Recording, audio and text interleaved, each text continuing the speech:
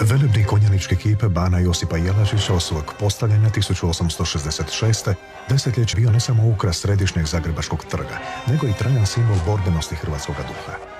Njegov lik i pjesma Ustani bane u mnogim su zgodama poticali otpor tuđinskim napadima na slobodu i državnost Hrvatske. A onda iznenada u noći 26. srpnja 1947. slavni Jelačić nestao s istoimenog trga u Zagrebu, jer da je njegov spomenik simbol sramote prošlih vladajućih klika. Ideologijski zaslijepljeni komunistički naredbodavci sakrili su se iza nekakve inicijative žena antifašistkinja, koju su navodno odmah prihvatili dobrovoljci Autostrade i demontirali Mjedenog Jelačića. Njih su, kako je razglasila komunistička promidžba, bodrili brojni građani koji su se okupili na Trgu Republike.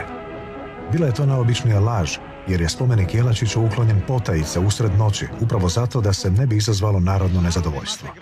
Bio je to nezapamćen kulturocid, kakvog se nisu usudili poduzeti ni najgori mađaronski i velikosrpski režimi. Razumljivo da u mraku revolucionarnog terora nije bilo javnih prosvjeda. Jedini glas protiv tog barbarstva čuo se u dalekoj Argentini. Izbjegli pjesnik Vinko Nikolić na taj je sramotan dan napisao: propast čeka svakog, grobove tko dira. Zdravo svijetli bane, štite zemlje jadne. Ti ćeš ban naš ostat i kad silnik padne. Komunistička mržnja prema banu Jelačiću proizlazila je iz bezumnih Marksovih ocjena o revolucionarnoj 1848. godini.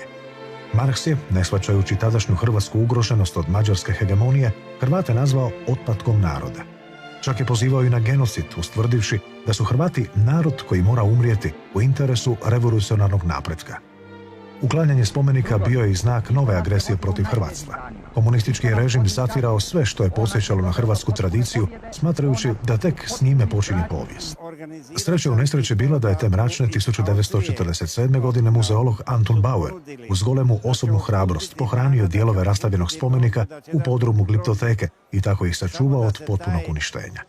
Ban Jelačić vratio se hrvatskom narodu tek 1990. na velikoj svečanosti koju je organizirala nova hrvatska demokratska vlast. Evo nam spomenika.